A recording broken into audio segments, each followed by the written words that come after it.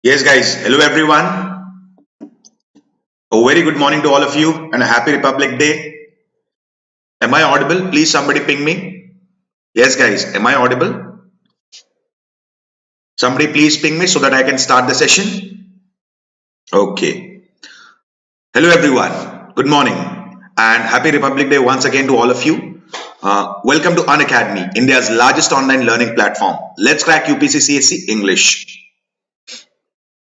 Now, before I start the session, let me introduce myself for the people who are new on the platform or who are attending my session for the first time. My name is Alok K Ojha. I've done my engineering from Pune. I have been associated with the field of UPSC since past 7 years. I have been through various stages of civil services exam. I hold the experience of giving CDS SSB twice. I also hold the experience of exams like CAPF Assistant Commandant and Uttar Pradesh PSC. I'm involved into the field of teaching since past 5 years and I've mentored more than 10,000 aspirants for UPSC. Today we are going to discuss a strategy or an approach that needs to be developed for studying the modern India, because modern India is quite vast and the approach that we follow sometimes is haphazard. Here we need to follow a very systematic approach. Prior to this, I have done one strategy video on what should be the approach for the prelims exam for the ancient India. Now here I would be discussing an approach for modern India. Now before I start, there might be question in the mind of an aspirant why one should prefer Unacademy as a platform for online learning. So here are the ample of reasons why one should prefer Unacademy as a platform for online learning. First of all, you will have daily live classes on the Unacademy platform. Unacademy offers you assimilation of top and dynamic educators of India on a single platform. You can directly interact with the educators. You can clear all sorts of doubts with the educators. Second most important aspect, one can gauge his competence or competitiveness. Now, why competence or competitive is necessary? Each year, approximately 1 million aspirants aspire to become an IAS officer, and 800 to 1000 make into the final list. So if I filter it down, one aspirant is competing with 800 to 1000 other aspirants. And in that case, he needs to build up that sort of competence or competitiveness. Then all the courses on Unacademy platform are highly structured in nature and there is a proper timetable through which the courses are being conducted. And one can have unlimited access to the courses on Unacademy platform. Here are the few top and dynamic educators of India from whom you're going to learn through. And Unacademy covers the syllabus in a very comprehensive manner, like ranging from the GS part, that is history, geography, polity, economics, to the part of the optional as well. It covers the literature part like Hindi literature, English literature, Maithili literature, Kannada literature, and so on. So basically, it covers all the part of the literature here. Now, there is also something called as iconic subscription. Now, what is majorly iconic subscription all about? Now, during the initial days, when an aspirant starts preparing, the preparation is completely haphazard and usually is confused basically about what should I read, where should I start my preparation from, then what all subjects should I club up, which option should I choose, what approach needs to be developed to read the current affairs, what is the importance of answer writing technique. So there would be a mentor who would be guiding you throughout your journey for civil services preparation. So if you choose me as your mentor, please use my code AKOUS. I repeat the code AKOUS. Yes, Unacademy has come up with Unacademy Combat, which will be held on Jan 31 at 11 a.m. The contest format is 45 minutes, 60 questions, which will be into 13 combats divided into 6 sections. And there would be a relative scoring so that one can gauge his competitiveness or preparation. Exciting prizes here. Rank 1 to 3 would be getting 3 months UPSC CSE GS Plus subscription. And rank 4 to 150 would be getting rupees 1000 Amazon vouchers. Now new batches are starting and these batches are being run by the top educators on the Unacademy platform for 1 year, 2 year and 3 years batches.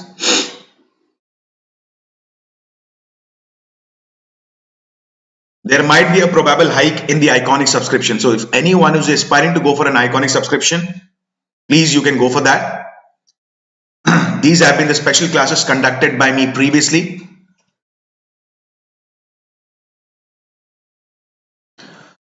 So, to avail the benefits of subscription, please use my code AKOUS. I repeat the code AKOUS.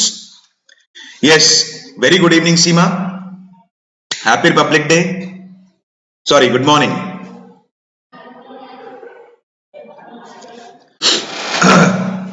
Yes, guys. Now, here I would be discussing the major aspect of the syllabus that one needs to study, so that he can develop a very right approach towards the modern India. As I have told you, right now we have to focus majorly on the strategy, apart from what we say, the hard work that we are focusing in. So a very specific approach is required here. And I will also give you the examples how the question crop up in the exam from this section. Now let us start with arrival of Europeans. Who were the first to arrive in India? It was the Portuguese who came first in India. And Vasco da Gama landed on the coast of Calicut in 1498. Now he was welcomed by a local Eradi dynasty ruler whose name was Zamorin. Now Zamorin had always heard about distant countries, and Vasco da Gama had brought few gifts from that place.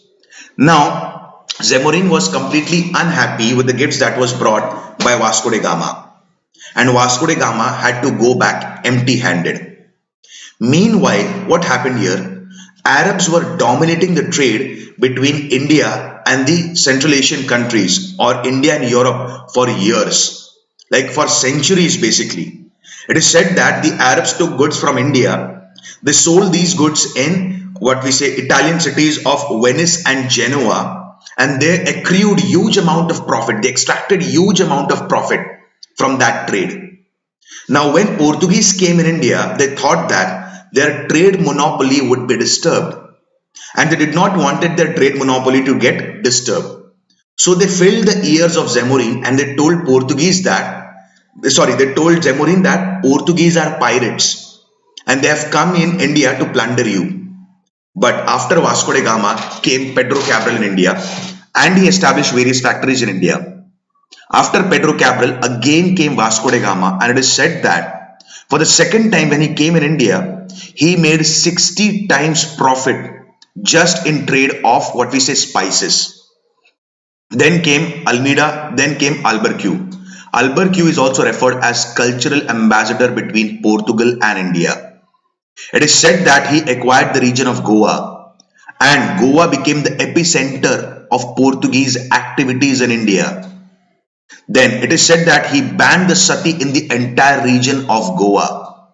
He said that basically he not only had the intention of trading with India, he also had intention to establish permanent settlements in India. He also had the intention to settle down in India. Okay, then Portuguese were followed by Dutch, and Dutch was followed by English East India Company. Pay attention properly. I'll be explaining how the questions crop up in the exam. Now, English East India Company is also referred as John Company. It is a joint stock company. It is comprised, initially when it was formed, it comprised of 125 shareholders. Now, initially English East India Company officers came to India to get the permission to trade in India, but they were denied the permission. But with the passage of time, they acquired the permission to trade in India and they got the permission. Now it is believed that they established three major presidencies in India: Bombay, Bengal and Madras presidencies. I repeat, Bombay, Bengal and Madras presidency. Now, initially they had come in India to establish a factory at one particular place. Now the entire west coast of India and east coast of India had the factories of English East India Company. Now to take care of these factories, they require a proper management setup. And now came various governor generals in India. And I'll tell you how the questions crop up in the exam. Pay attention properly. There were three major presidencies. Okay, Bombay, Bengal and Madras. Now the governor of Bombay was referred as governor of Bombay. The governor of Madras was referred as governor of Madras. and the Governor of Bengal was designated as Governor General of Bengal. With the passage of time, Governor General of Bengal came to be designated as Governor General of India. And again with the passage of time, the Governor General of India came to be designated as Viceroy of India. The first Governor General of Bengal was Lord Warren Hastings. Then the first Governor General of India was Lord William Bentinck. The first, what we say, Viceroy of India and last Governor General of India was Lord Canning. And all sorts of contributions have been given into the field of administration by various Governor Generals who came in India. I'll give you a very small example. Like Warren Hastings, when he came in India, he immediately ended the dual system which was being initiated by Robert Clive.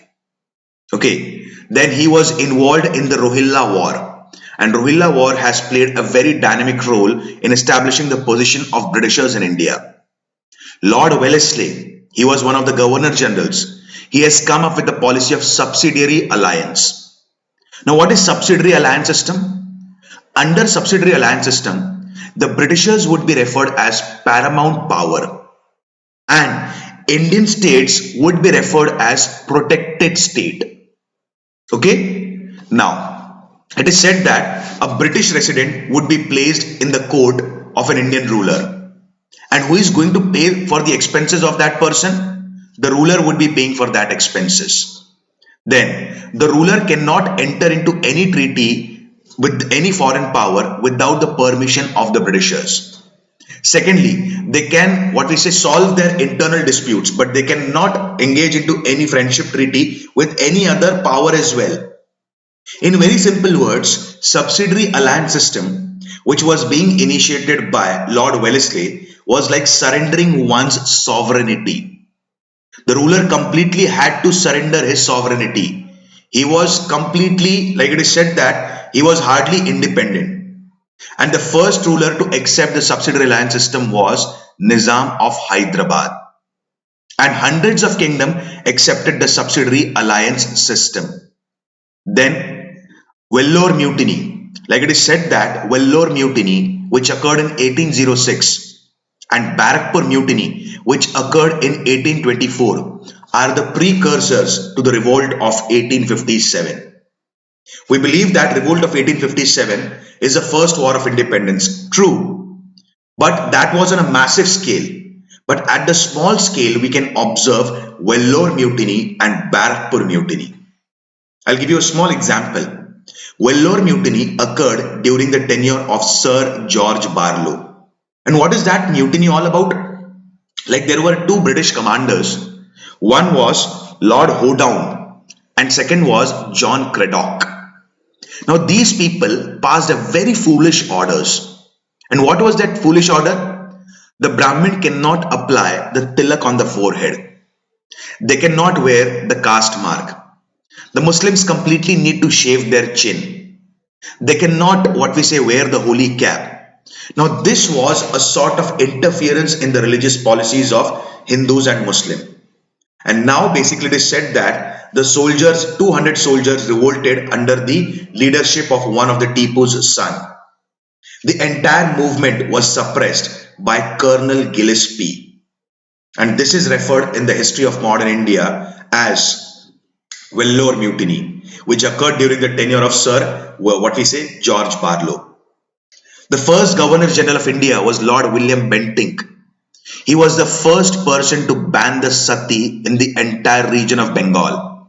And the major role obviously was being played by Raja Ram Mohan Roy ji. Like he campaigned against sati for years. William Bentinck is credited with what we say suppression of thugs. He had created a special, what we say, department, that is Thuggy and Dakati department, so that he can suppress the thug. And he had appointed a special officer to take care for that. His name was Henry William Sleeman. And there is a village named as Sleemanabad even today in the region of Madhya Pradesh. So this was about William Bentinck. What we say, Lord Dalhousie. Now Lord Dalhousie, he has come up with ample of systems. like doctrine of lapse, a very famous system which is also referred as pro-imperialistic approach of Britishers. This was started by Lord Dalhousie. Now, what is doctrine of lapse system? Under this system, any ruler who does not have a legal male heir, okay, he will not the legal male heir. So the property would go to whom, or the kingdom will go to whom? It will go to the Britishers. Adopted child will not be considered as a legal male heir. So this is nothing but a pro-imperialistic approach followed by the Britishers. And this policy was started by whom? Lord Dalhousie. So what sort of questions can crop up in the exam? Who initiated what we say this is doctrine of lapse system? So it was Lord Dalhousie. Okay. Who started permanent settlement of land revenue or Zamindar system? It was Lord Cornwallis. Then Rohilla War was witnessed during the tenure of whom? It was during the tenure of Warren Hastings. Did you get the points? How the question can come up in the exam? Okay.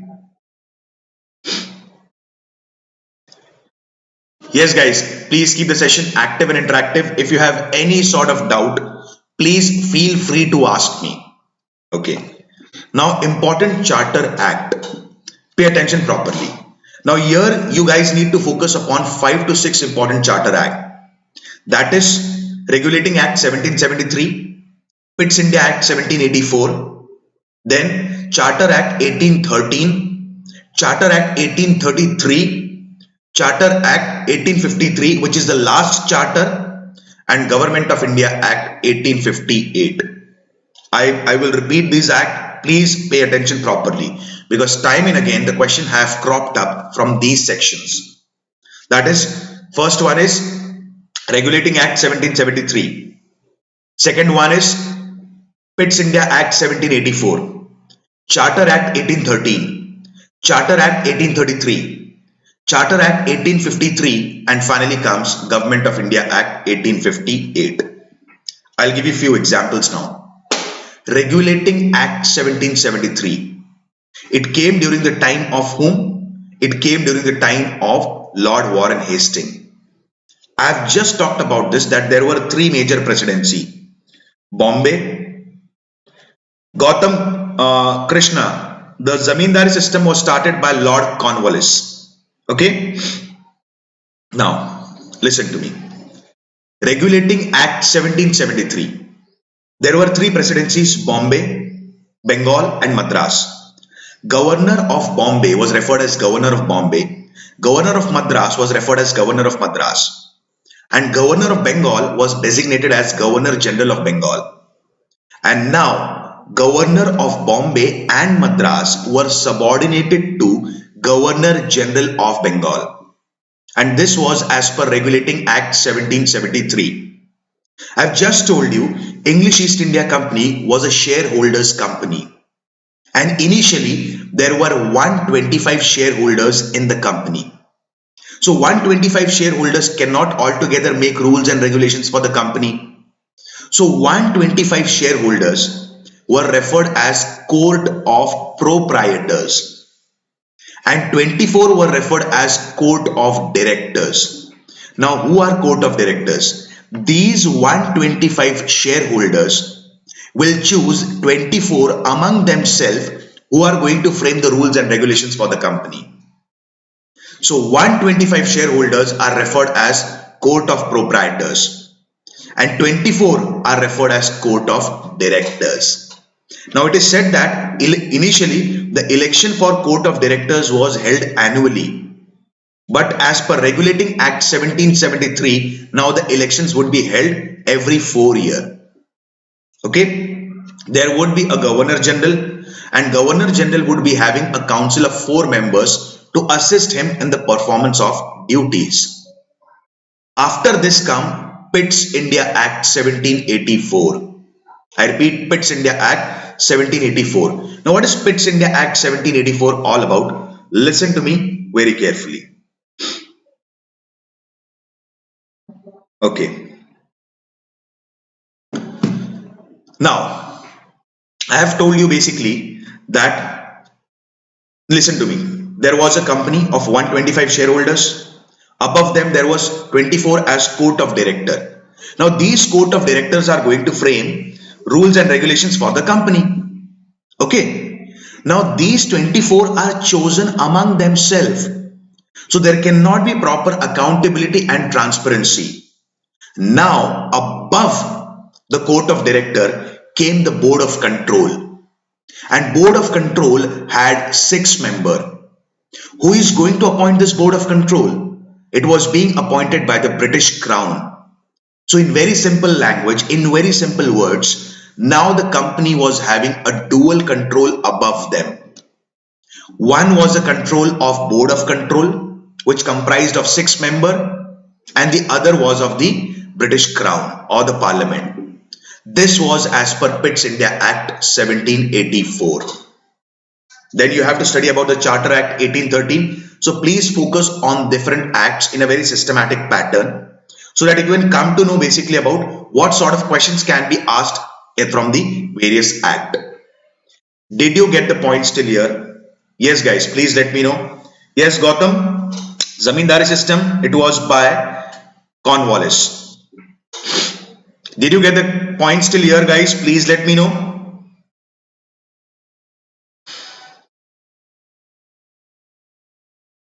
Okay, please keep the session active and interactive. Please feel free to ask me any sort of doubt, any sort of question. Okay guys? Okay, now let's discuss about various land revenue system.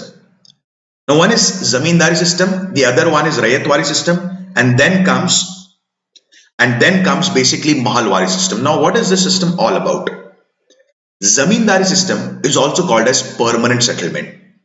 Now why it is referred as permanent settlement and why it is referred as Zamindari system? Let us understand this. Britishers directly did not collected the revenue from the peasant. There was a middleman in the form of Zamindar. Now Zamindar used to collect the revenue from the peasant and hand it over to the Britishers. 89% of the revenue went to the Britishers and 11% was kept by the Zamindar.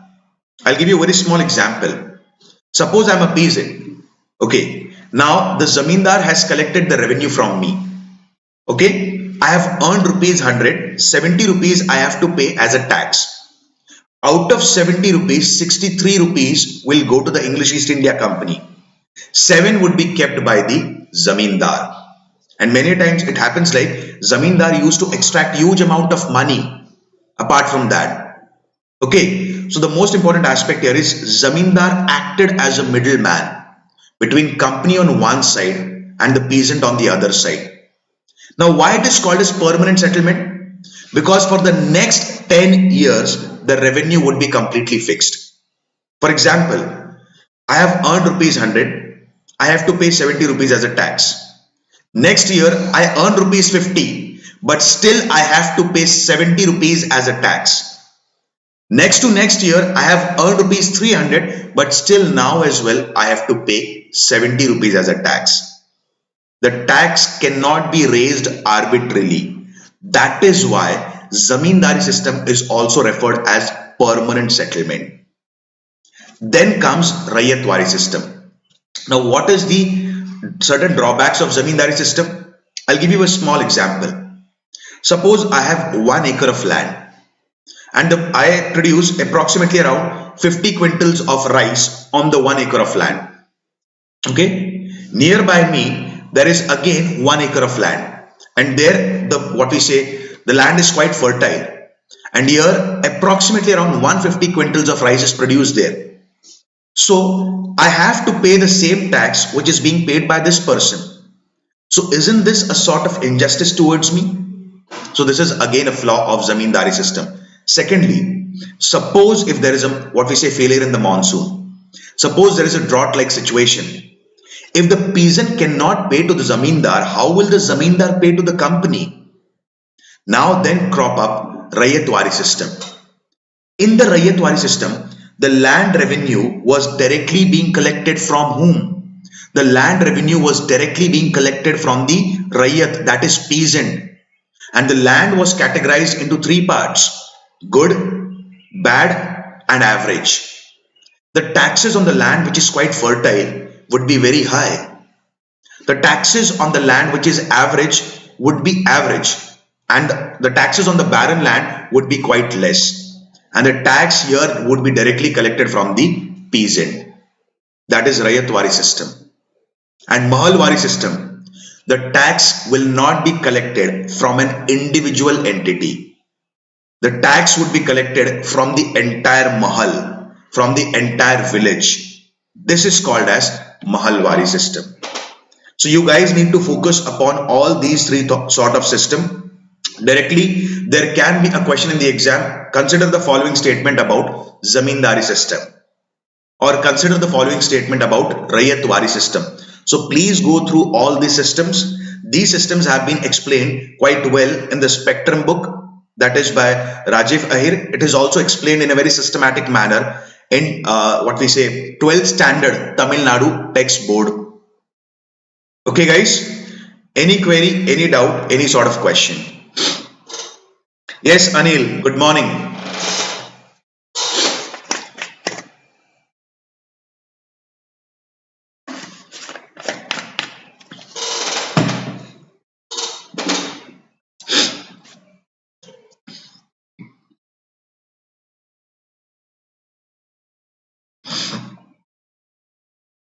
Okay, economic exploitation of British rule in India. Now let us understand this. What is economic exploitation of British rule in India? Okay. Now, I'll try to explain this concept. I'll try to merge these three concepts so that you can easily understand the things. Okay. So that you can understand what approach we need to develop while studying. Okay. Now, there is one thing called as subsistence agriculture, and there is second thing which is referred as commercialized agriculture. Now suppose I am a peasant and I practice subsistence agriculture. I will produce only those crops which are important for sustaining my livelihood. I will not produce extra crop. But commercialized agriculture, I will produce those crops which are high in demand in the national and international market. Tobacco, sugarcane, opium, poppy, cotton, indigo, jute, all these are commercial crops. Now when Britishers came in India, they forced our peasants to cultivate commercial crops. Okay, I'll give you a small example. Suppose I'm a peasant. Now Britishers have told me that you have to cultivate cotton on this part of your land. Okay, now they have told me that we are going to purchase this cotton at ₹5.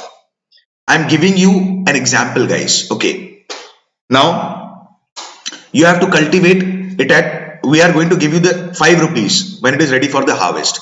Now, when the crop is ready for the harvest, now they are telling me, if you have to sell this cotton at ₹1, you can sell it. Otherwise, we are not going to buy this cotton. Now, what happens here? I am forced to sell this cotton at ₹1 compulsorily. Now, the cotton will go to Liverpool or Manchester. From there, it will go to London. And here the cotton would be converted into manufactured textile. And now it would be coming back again to India. Now this good would be sold at ₹10 in India. At what price was the good purchased? Just ₹1. And at what price this good is sold in India? At ₹10. In a very systematic manner, in a very methodological manner, India's resources were being drained out of India. And this is referred as drain of wealth, which has been highlighted for the first time by Dadabhai Nauroji in his book, Poverty and Un-British Rule in India. The facts about drain of wealth has also been highlighted by writers like R.C. Dutt in his book, Economic History of India, G.V. Joshi. There were many more nationalists who have highlighted about the drain of wealth. Then deindustrialization of Indian industries. All these things that you need to study here. So this is referred as drain of wealth. There was a direct question in the UPSC Prelims exam. Which among the following leaders have written about the drain of wealth? And maximum number of aspirants have marked the answer only Dadabhai Nauroji. And yet there you can observe the what we say other options like G.V. Joshi, C. Rajgopalachari. Then there was option of what we say R.C. Dutt, Dadabhai Nauroji. So every one of them have talked about the drain of wealth theory. It was Dadabhai Nauroji who highlighted this for the first time. Okay. So basically, economic exploitation of British rule in India. It's a very important chapter. You need to focus this properly. Okay. I have already covered these lectures in a very systematic manner, in a very systematic format from the perspective of prelims and mains both. You can directly check it out on Let's Crack UPSC CSE English. Search there Alok K Ojha and Modern India. I have covered 37 to 38 sessions on Modern India. Okay guys, did you get the points till here? Please let me know. Yes Abhijit, perfect. I hear as well.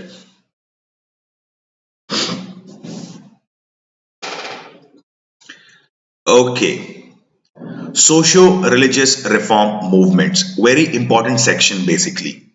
And directly the questions can crop up, and time and again there have been questions which have been coming up from socio-religious reform movements. I'll give you a very small example. Now let's start with an example. How we need to cooling the things. Now there have been the social religious reform movements from eastern part of India, western part of India, pan-India basis and southern part of India. Categorize all the movements. Please do not study in a haphazard manner. Like Satya Shodhak Samaj, you will study Satya Shodhak Samaj. Then you will study justice movement. Then you will study self-respect movement. Then you will come down to Arya Samaj. Please don't do that. Categorize it in a very systematic format. Which are the major socio-religious reform movements from eastern part of India? Brahmo Samaj, Young Bengal movement. Two major movements. Okay. Coming to the western India, there are many movements like Prarthana Samaj, Satya Shodhak Samaj, the movement that has been initiated by B.R. Ambedkar, and many more movements. Pan-India basis mean and the movements that have covered entire India. There are three major movements that have covered entire India. Arya Samaj, Theosophical Society and Ramakrishna Mission initiated by Swami Vivekanand ji. And then finally comes the movement which are famous in the southern part of India. Justice movement, Aravipuram movement, Guruvayur Satyagraha, okay, self-respect movement, then Ezava movement, Supalli movement, Nadar movement. Focus on the movements from in a very systematic format. And how will the questions crop up in the exam? I'll give you a few examples. Okay. Now it is said that Rajaram Mohan Roy, like he is also referred as the bridge between the past and the future.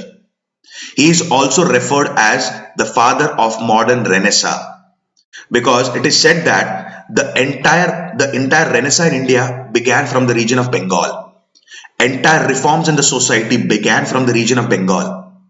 Initially, there were many modern educated youth who believed that before getting rid of the Britishers, it is necessary to get rid of rudimentary thoughts and traditions.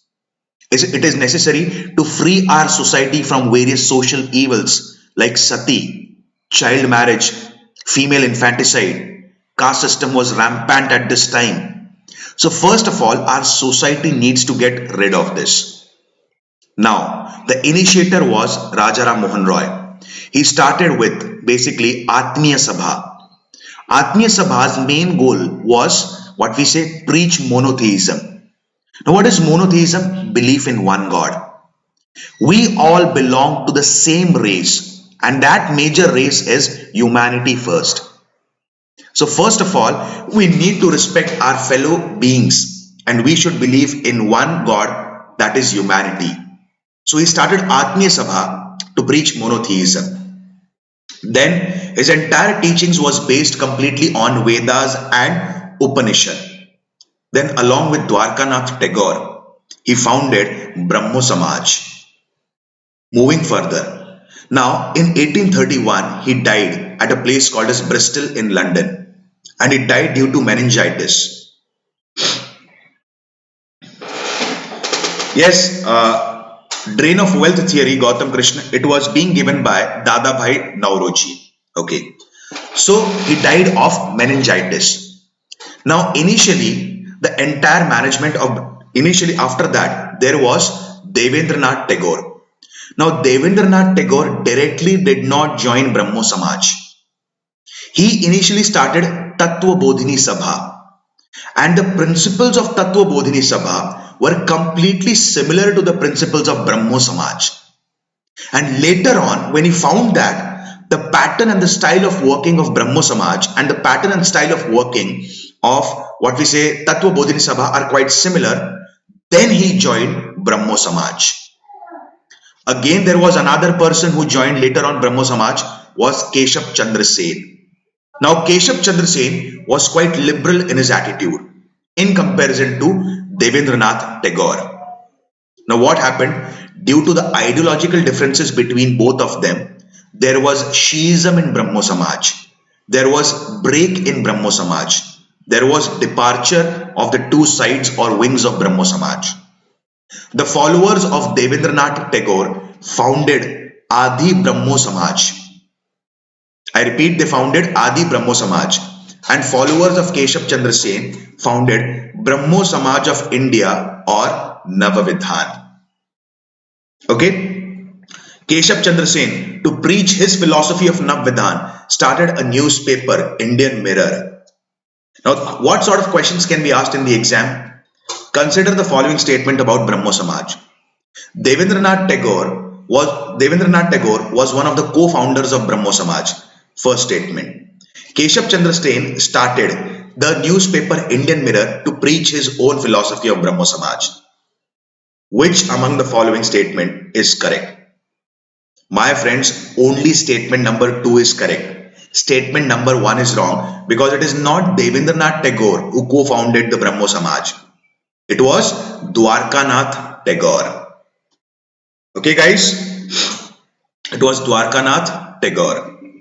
Then self-respect movement, E.V. Ramaswamy Naikar. Ezava movement, Narayan Guru. Getting the points, my friends? Arya Samaj founder Swami Dayanand Saraswati. His original name is Mool Shankar.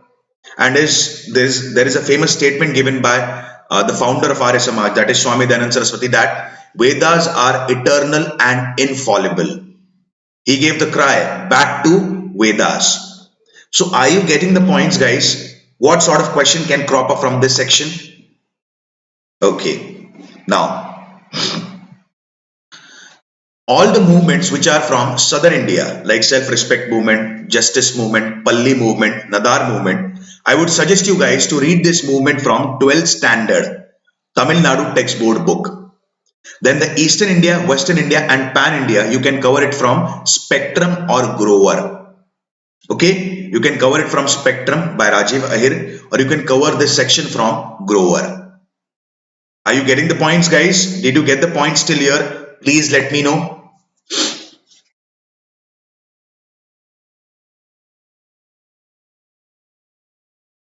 Any doubt, any query, any sort of question, please let me know.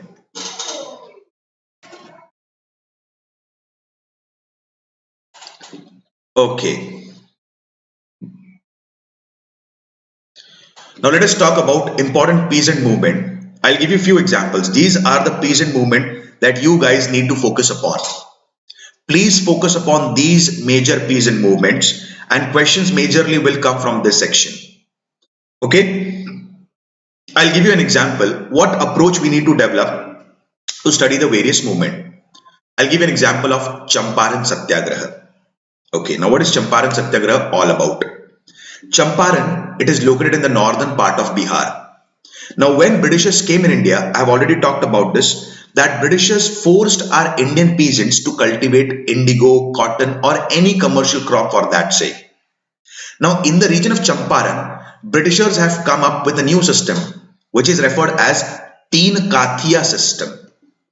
I repeat, the system is Teen Kathya system. Under the system, the peasants compulsorily need to cultivate indigo on 3/20th part of their land. Suppose I am a peasant, I have 20 acres of land. Compulsorily, I have to cultivate indigo on 3 acres of land. So this system is referred as Teen Kathya system. Now there was one local peasant whose name was Rajkumar Shukla. Now he invited MK Gandhi, okay, to visit the district of Champaran and work or understand the plight of the peasant. Now MK Gandhi arrived in Champaran along with Mahadev Desai, Dr. Rajendra Prasad, JB Kriplani and many more. Now when he arrived here, the district collector of Champaran at that time was Hecock. He denied entry of MK Gandhi into Champaran. But later on, there were decisions being taken by higher authorities of the Britishers that if MK Gandhi was not allowed to enter into the Champaran, what will happen? MK Gandhi will become a national hero. And Britishers did not wanted this to happen.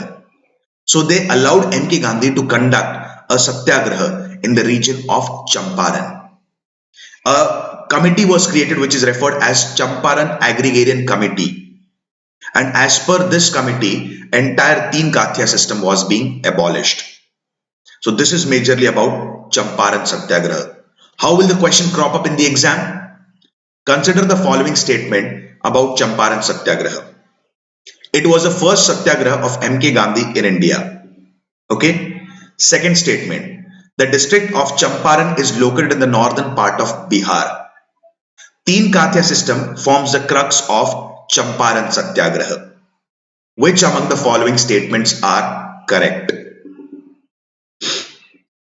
Yes, guys. All the 3 statements are correct. So this sort of questions could be asked in the exam.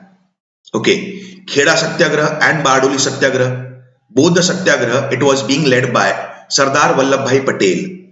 And basically it is said that Sardar Vallabhbhai Patel got the title of Sardar in the Bardoli Satyagraha. In fact, the women of Bardoli gave the title of Sardar to Vallabhbhai Patel. Initially in the Kheda Satyagraha, he was referred as just Vallabhbhai Patel. And from Bardoli Satyagraha, he was referred as Sardar Vallabhbhai Patel. Now it is said that there was a famine in the region of Gujarat. And during the situation of famine, the Britishers had to take the step of temporary suspension of land revenue. But Britishers did not do this so. What did they do? In fact, they raised the land revenue by 22% or 23%. Now for this, there was a Satyagraha being conducted by Sardar Vallabhbhai Patel in the form of Kheda Satyagraha and Bardoli Satyagraha. And in fact, spiritual base to the movement was being provided by MK Gandhi. So this is how the question can crop up in the exam. There was a question in the UPSC Prelims exam about the Deccan Riot.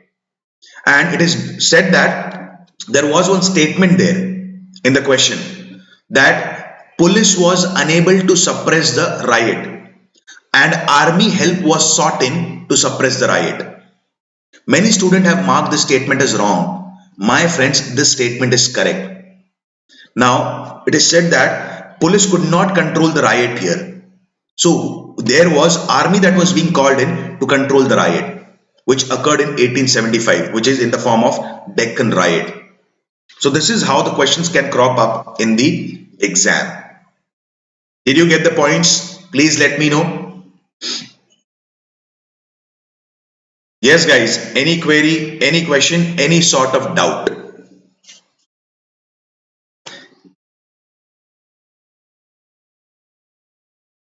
Please feel free to ask me any sort of question, because even a small doubt, okay, can hamper the preparation. So please do not keep any sort of doubt concerning modern India. Please feel free to ask me. Okay, guys? Okay, now let's talk about the tribal revolt. Similar like the socio-religious reform movements, we are going to develop the same approach or follow the same approach to study the various tribal revolt. Okay, which are the important revolts in the eastern part of India, which are the important revolts in western part, southern part and northern part. I'll give you a very small example about Munda Revolt and now why tribal revolt came up. Now it is said that there was no section of the Indian society which was left unexploited by the policies of the Britishers. Each and every section of the Indian society was a victim of the economic exploitation that was being followed by the Britishers. And tribals were also one of the part. For the tribals, their jungles are everything for them. They consider it as their sacred groves. Now it is believed that Britishers, just in the name of construction of roads, Britishers in the name of mining activities, they started cutting out the jungles. And here basically it is believed that these jungles were everything for the tribals now. Now they started feeling exploited and there were revolts in different part of the tribal areas. I'll give you a very small example of Munda Revolt. You might have heard about the famous Munda Revolt, guys. Okay. Now Munda Revolt was being led by Birsa Munda. And Mundas basically believed in one system which is referred as Kunt Katidar system. Now what is Kunt Katidar system? Now Kunt Katidar system is like original clearer of forest. This forest belongs to us and we are the owners of this forest. And Britishers are nobody to interfere in our policy. And against this, a revolt was being led, which is led by Birsa Munda. And the followers of Birsa Munda were referred as Birsite. And this movement, which is famous in the history of modern India, is referred as what we say Ulugulan Revolt or Munda Revolt. Then there is something called as Kand Uprising. Now, there was a system that was being followed by Kand tribe or Kui tribe. Kui is a local name for Kand tribe, which is famous in the region of Odisha. Kui basically means people of the hills. Now there was one system which was practiced by this tribe, that is human sacrifice system or Maria system. I repeat, human sacrifice system or Maria system. Now there was one Governor General whose name was Lord Harding. Now Lord Harding, he interfered with the Maria system and he stopped the system. Now this was felt by the tribals as interference in their personal beliefs and practices. And this led to a revolt which is referred as Kand Uprising. Okay, so in the similar fashion that I've talked about socio-religious reform movement, please go through all the tribal revolts. Time and again UPSC has focused upon the tribal revolts in various aspects. Excuse me. Like there can be question in the exam. Consider the following about Sannyasi revolt. Consider the following about Kand Uprising. Okay, there can be question in the form like on the one side there would be revolt given and on the other side there would be the leaders of the revolt. Match the following. Or which among the following are incorrectly matched. So please go through this section. This section is very, very important from exam perspective and probably there can be question from this section. So please focus on this. Again, the major part from where you can focus the tribal revolt is go through the basic NCRTs and spectrum. Okay guys, did you get the points till here? Please let me know. Excuse me.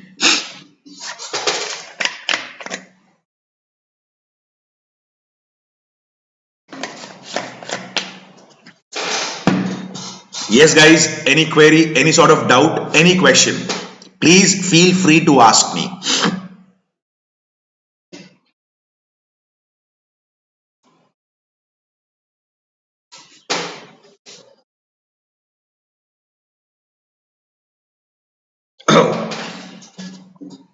Okay, now let's talk about development of education in India.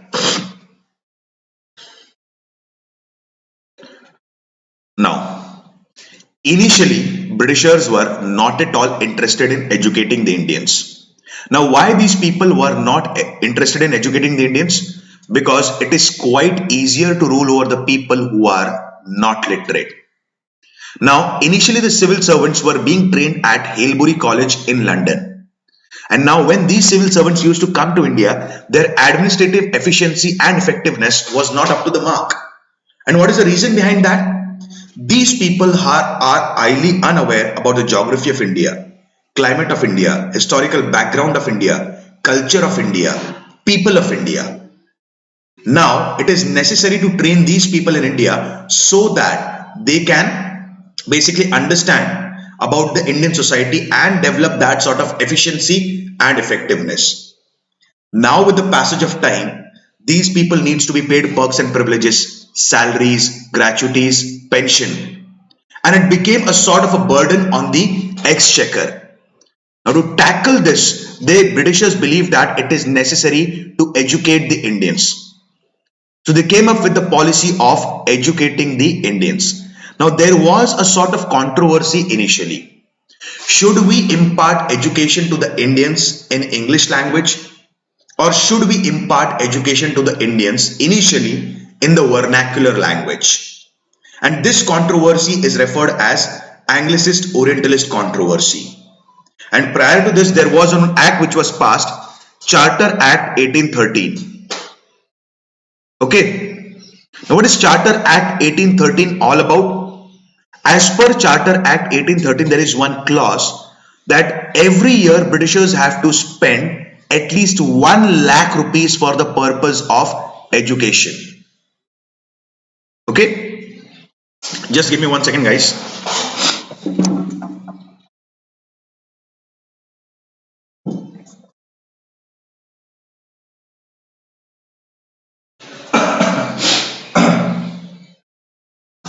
I'm really sorry, guys.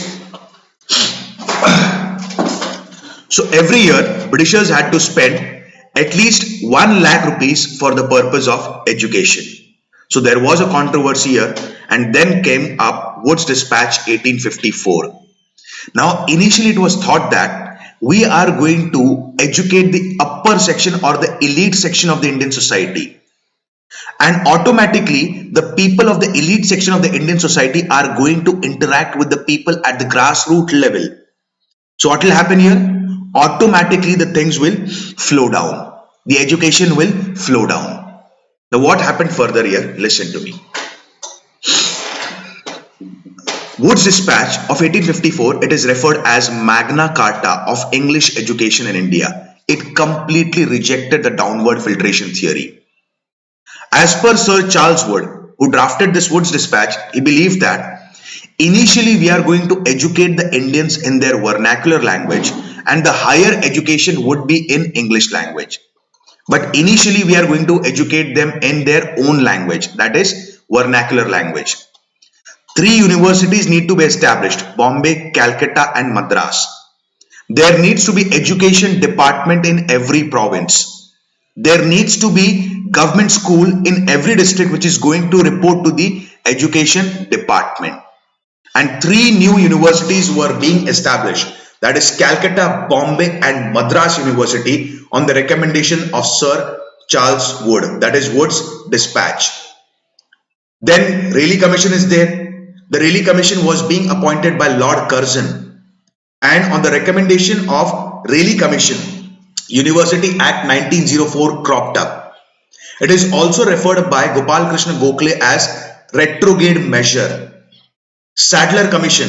The basic and the major purpose for appointing the Sadler Commission was to review the working of Calcutta University. Okay. Then Varthas Scheme of Education. The entire syllabus for Varthas Scheme of Education was being prepared by Dr. Zakir Hussain, and it is completely based on the ideology of M.K. Gandhi. It is also referred as Nai Talim. Are you getting the points? So what sort of questions can crop up in the exam? Bombay, Calcutta and Madras universities are the results of which education commission? So it is Wood's Dispatch 1854. Then Raili Commission or University Act of 1904. It is based on the recommendations of whom? It is based on the recommendations of Raili Commission. Which commission cropped up? Which commission cropped up basically to review the working of Calcutta University? The commission that cropped up to review the working of Calcutta University was Sadler Commission. Did you get the points clear, my friends? Please let me know.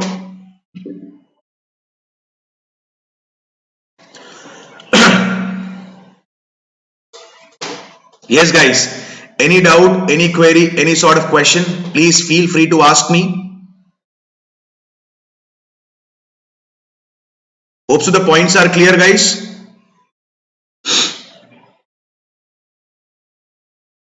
Yes, guys.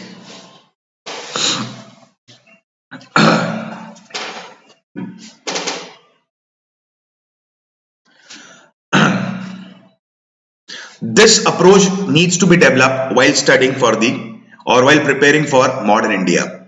Okay, so please study all the education commissions. All the education commissions are very, very important from the exam perspective. Now, these are the various acts that you guys need to study properly. And this is nothing but development of press in India. I'll give you a few examples so that you can easily understand the concept. Okay. Press Censorship Act 1799. Like initially, this act was brought in by Lord Wellesley and it was finally relaxed by Lord Hastings. Now, why this act was brought in, Press Censorship Act 1799? Initially, Britishers did not want the French to publish anything against them which would be derogatory towards their interest. So Britishers came up with new act which is referred as Press Censorship Act 1799.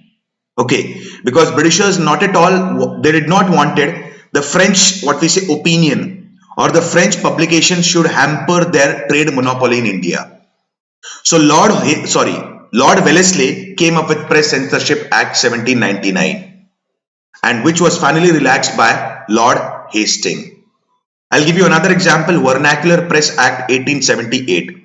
By now, there were approximately around 20 to 25 English newspapers and there were more than 200, I repeat, there were more than 200 vernacular newspapers. And it is said that vernacular newspaper played a very major role in sensitizing the masses about the exploitative character of British rule in India. And to stop this, Britishers came up with Vernacular Press Act 1878, most important act among all. The name itself suggests it is directed against which newspaper? It is directed against vernacular newspaper. Like it is said that anybody who has to start a newspaper, he needs to take a permission from district collector. Secondly, the district collector had the discretionary power to grant the license or to cancel the license. People who is starting a publication has to keep a security deposit with the Britishers. And if Britishers find that if anything derogatory has been published against them, the security deposit money would be forfeited. Okay, a special position or a special designation called as Press Commissioner was being appointed by the Britishers to look into the entire issue. 4 newspapers had to stop the publications under Vernacular Press Act 1878. I repeat, 4 vernacular newspapers had to stop the publications under Vernacular Press Act 1878. And there was a direct question in the exam, which among the newspaper had to stop the publications under Vernacular Press Act? So the 4 newspapers were Som Prakash, Dakka Prakash, Bharat Mihir and Samachar. I repeat, Som Prakash, Dakka Prakash, Bharat Mihir and Samachar. And to escape the wrath of Vernacular Press Act 1878, one newspaper overnight became an English newspaper, and that was Amrit Bazar Patrika. So guys, you need to study all the important acts concerning the press. One more thing, please read the important journal and newspaper and their founders, because there have been direct question in the exam. Just a while back I have talked about Keshav Chandra Sen. So Keshav Chandra Sen, to sensitize the masses, he had started a newspaper, Indian Mirror. Commonweal is a newspaper started by Annie Besant. Okay. Then there are many newspapers like Leader. It is a newspaper started by Madan Mohan Malviya. Chronicle. It is a newspaper started by Firoz Shah Mehta. So please go through all the newspaper and their founders. Probably there can be a question in the exam in the form of match the following. And there can also be a conceptual question in the form of multiple statements. So please read this section also. It is very, very important from the exam perspective. Okay. Now, famines in India. Now, initially Britishers were not at all interested basically in bringing up various famine commissions in India. But with the passage of time, Britishers started practicing commercialized agriculture in India. And since here, those crops were being produced which are high in demand in the national as well as international market. So Britishers were forced to bring up commissions here so that they can improve agricultural practices in India. Britishers hardly had any interest to improve the agricultural practices in India. Their major purpose was what? Their only purpose was to extract huge amount of profit from the agricultural production in India. And that is why they came up with various famine commission to understand the causes of recurrent famines in India. One of the most important commissions that you guys need to study is Strachey Commission. I repeat, one of the most important commissions that you need to study is Strachey Commission. The recommendations given by Strachey Commission are exemplary. Like, although there has been Colonel Bade Committee, George Campbell Committee, then came Strachey Commission, it is said that this commission is the first famine commission in the true sense. Why? Because after completely analyzing the situation in India, they came up with wonderful recommendations. And what sort of recommendations they gave? Listen to me. When the people are struck by famine, the government should take moral responsibility of that. Initially, the responsibility of the government is to mitigate the people, is to bring out the people from the situation of famine and later on rehabilitate these people. Secondly, there should be temporary suspension of land revenue, because it is highly unethical that when people are facing the wrath of the famine, when people are going through multitudes of poverty and malnutrition, it is a moral responsibility of the government to completely suspend the land revenue system for a while till the situation is again revamped. A famine code needs to be created and the government needs to work according to the entire famine code. Then government needs to focus completely on the irrigation practices, because if there is a situation like famine and government has taken steps like construction of dam, their proper irrigation facilities are being provided, what will happen? The impact of famine would be comparatively lesser on the peasant. So actually these recommendations were being given by Strachey Commission. Further, these recommendations were elaborated by Lyall Commission, Anthony MacDonald Commission and John Woodhead Commission. So Strachey Commission is referred as what we say first famine commission in a true sense, because the recommendations given by Strachey Commissions are very, very important from exam perspective. My friends, there have been questions in the exam in the like chronological order. Arrange the following famine commissions or education commissions in the chronological order. So please remember all the recommendations. Please remember which commission came first and which commission came later on. So this is how the questions can be encountered in the exam. Did you get the points till here? Please let me know. One more important information, guys, I would like to provide you. In the evening at 5:30, I would be conducting a small test of 2 hours on modern India, and the test would be followed by a discussion. So you will be getting basically the entire glimpse of the things, like basically what approach actually we need to follow for modern India.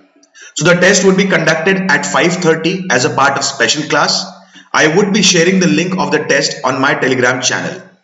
Okay guys, so please be present for the test so that at least you can gauge the competitiveness, or you can understand what sort of strategic question can be asked in the UPSC exam. Okay guys, now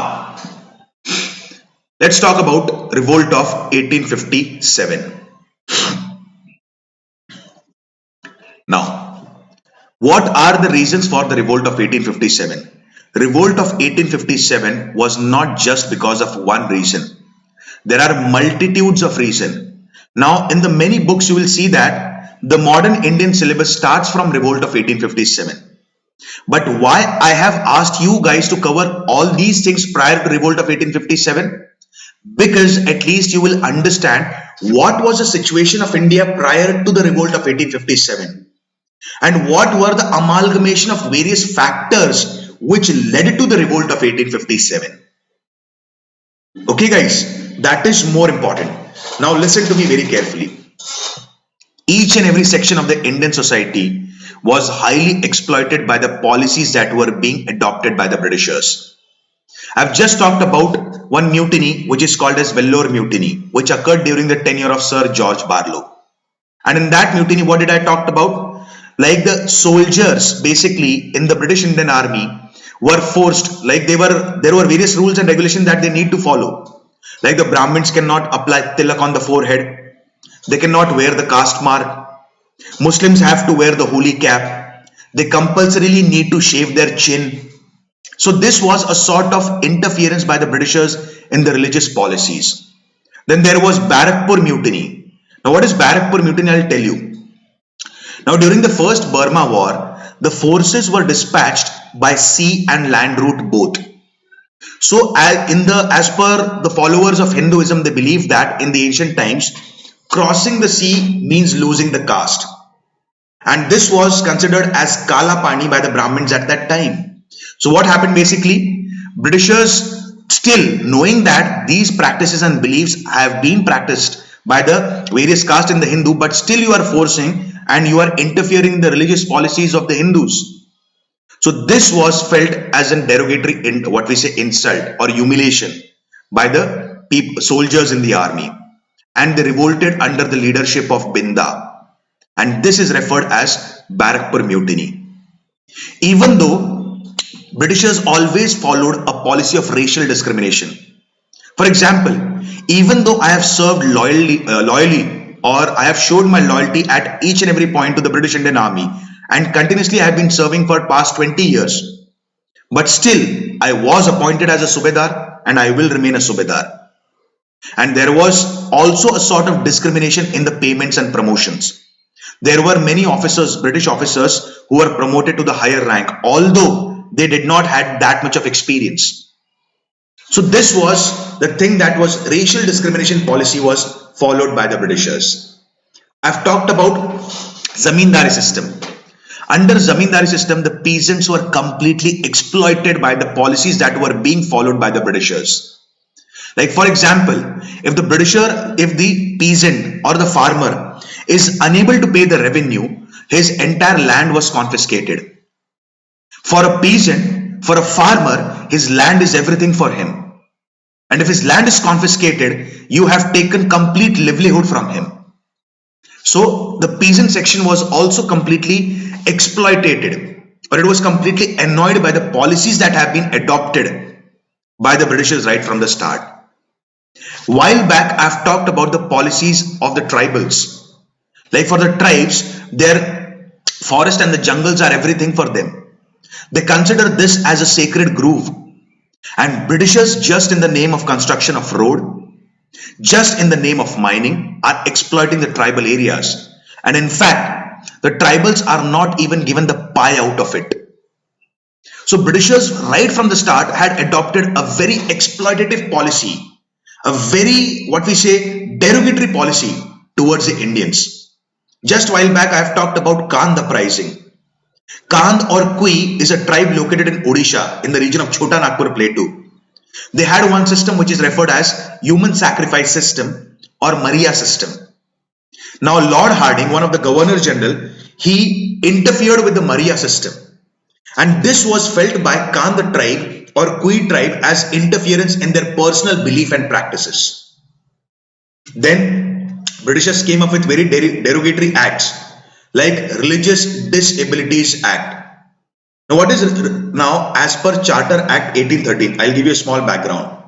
As per Charter Act 1813, Christian missionaries were allowed to come in India and preach Christianity. But one cannot force to convert anyone into that religion. Now, Britishers came up with new act, Religious Disabilities Act. And as per this act, anyone who does not accept the Christianity, they cannot inherit their ancestral property. And their ancestral property would be confiscated by the Britishers. Then there were many kings, there were many princes and there were many Zamindar who were also exploited by the policies of the Britishers. I'll give you a very small example. Nana Sahib Peshwa, his father used to get annual pension of rupees 8 lakh. Now, after the death of the father of Nana Sahib Peshwa, who can get this pension? It is Nana Sahib Peshwa himself. Britishers denied giving any sort of pension to Nana Sahib Peshwa.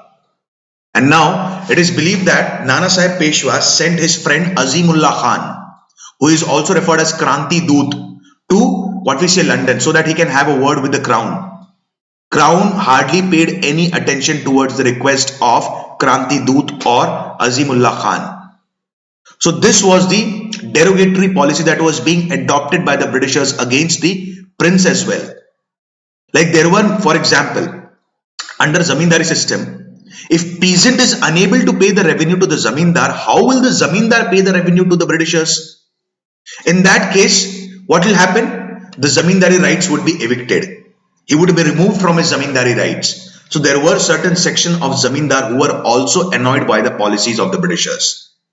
And one incident sparked the entire revolt of 1857.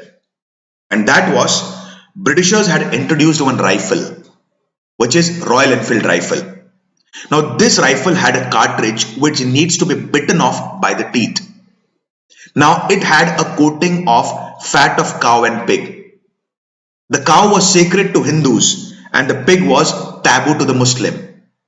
And it was felt completely against their religious practices. Now, the soldiers in the British Indian Army refused to use this Royal Enfield rifle. And the news of Royal Enfield rifle or introduction of Royal Enfield rifle spread like a wildfire. Now, there was one soldier in 34th Bengal Infantry. His name was Mangal Pandey. Mangal Pandey went on a rampage. And it is said that he was also being supported by one of his fellow soldiers whose name was Isrul Pandey. A trial was being conducted against Mangal Pandey, and on 8th April 1857, Mangal Pandey became the first martyr of Mother India. Okay, followed by this, there was Isrul Pandey, who became the second martyr of Mother India. He became the second martyr of Mother India. So this was the policies that was adopted. And when Mangal Pandey and Isrul Pandey became the martyrs, followed by this, there was a widespread of the revolt of 1857. Now the movement spread to the different parts of the nation, and it is said that it was highly impossible for the Britishers to control the revolt. And there were many leaders from different parts of India who provided exemplary contribution to this revolt. Nana Sahib Peshwa, Tatya Tope, Rani Lakshmi Bai, Jhalkari Bai, Uda Devi, Begum Hazrat Mahal, Azimullah Khan, Kunwar Singh and Amar Singh. So they have played a very major role in the revolt. So there have been direct question in the exam. There have been a direct question in the exam in the form of following: leader and the places, the leader or the location. So you guys need to study that properly, because time and again there have been questions in the exam about match the following. Now, if this revolt was basically so structured, or if this revolt spread to the northern part of India, why was that revolt not that successful? Okay, now I'll give you a few examples. The revolt was just confined to the northern part of India.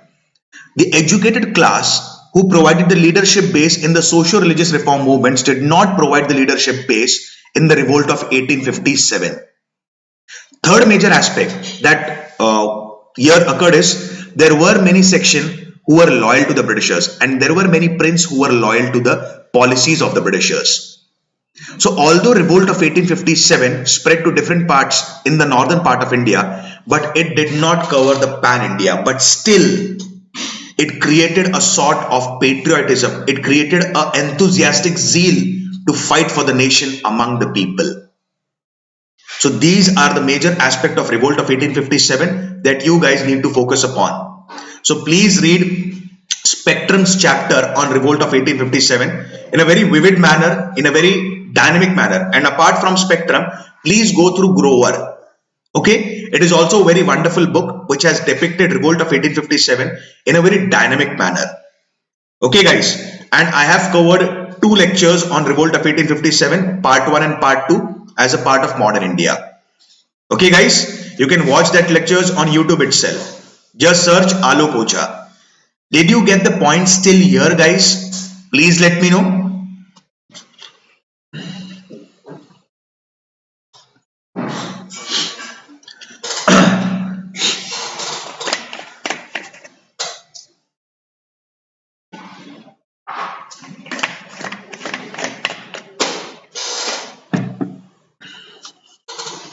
Yes guys, did you get the point still here? Any doubt, any question, any sort of query? This approach needs to be followed, okay guys, because it will help you a lot in the exam, specifically for Prelims 2021, that you will understand like what all factors that you guys need to focus upon. Okay, now Indian National Congress. Now after revolt of 1857, although revolt of 1857 it did not succeed to an extent, okay, and Britishers followed a very brutal policy of suppression during the revolt of 1857. And now at this point of time, people were filled with enthusiasm, people were filled with patriotic zeal, and there were many pre-Congress organizations that came up. Like Indian National Congress was formed in 1885, but there were many pre-Congress organizations that cropped up by now. Okay, now it is said that, but all these pre-Congress organizations were at the very local level. And these people were not fighting for a common cause. Everyone was fighting for their own cause. For example, peasant was fighting for his cause. Artisan was fighting for his own cause. Zamindar was fighting for his own cause. Prince was fighting for his own cause. So here basically, there was formation of Indian National Congress in 1885. And the efforts was being taken by Alan Octavian Hume. Now, Indian National Congress was formed in 1885, 28th December 1885, at a place called as Gokuldas Tejpal Sanskrit College in Bombay. And the first session of the Indian National Congress was being presided by Vomesh Chandra Banerjee. It was attended by 72 delegates. The second session of the Indian National Congress was being held at Calcutta and was being presided by the grand old man of India, Dadabhai Nauroji.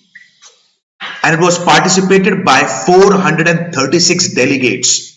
436 delegates participated in the second session.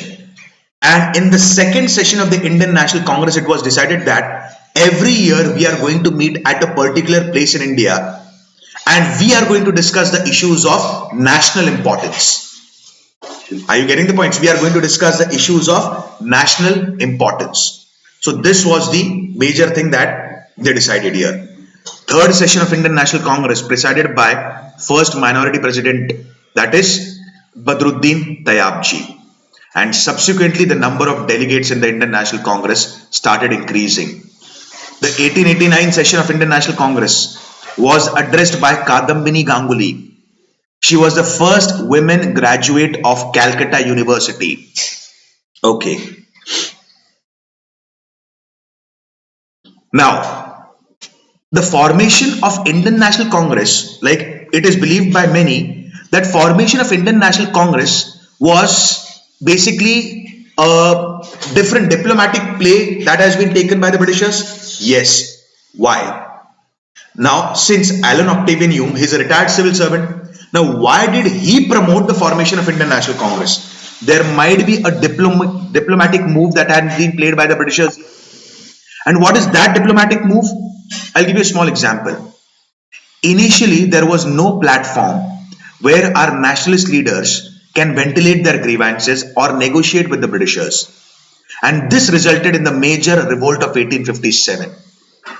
If each and every section of Indian society, if each and every region of India could have participated in the movement, that could have been the final nail in the coffin of the British rule in India. And now Britishers felt that we will create a platform where Indians will come and negotiate with us so that if they have any sort of grievances, we will not face any situation like revolt of 1857. That is why Britishers promoted the formation of Indian National Congress. But this was the biggest blunder that the Britishers did. Now, right from the start itself, the entire Indian National Congress was divided on the perspective of ideology. Okay, it was completely divided on the ideological perspective. One section was moderate and the other section was extremist. Now, the working policy of moderate and extremist was quite different. I'll give you a small example. All these section guys you need to focus upon. Okay, please focus upon all these sub points as well, because question have been asked directly in the exam on the sub points. Moderates believe that we do not want independence all of a sudden. We want independence in a gradual, stage by stage manner. They believed in providential mission theory. Now, what is providential mission theory? If we remain loyal to the Britishers, some or the other day, Britishers are going to repay back us for our loyalty. So they believed in providential mission theory. They believed in prayer, protest and petition. And on the other hand, the name itself suggests extremist. Okay, the name itself suggests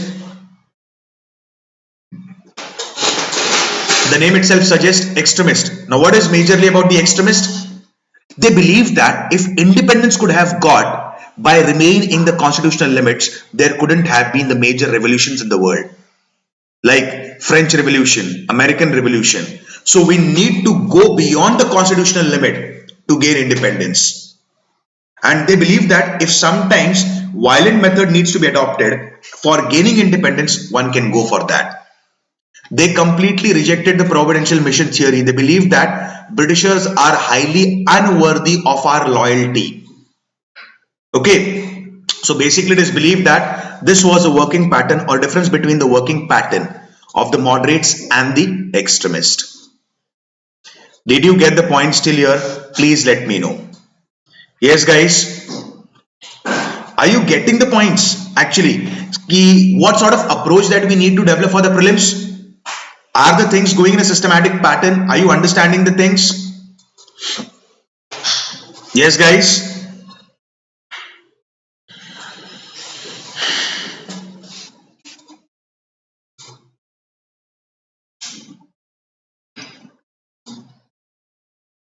Okay. Now let's quickly move with the events that occurred from 1905 to 1909. We have started from 1498 and we are very close to independence by now. Isn't that so? Okay. Partition of Bengal. Now pay attention properly. Britishers right from the start, they have played two games in India. One is divide and rule and other is carrot and stick.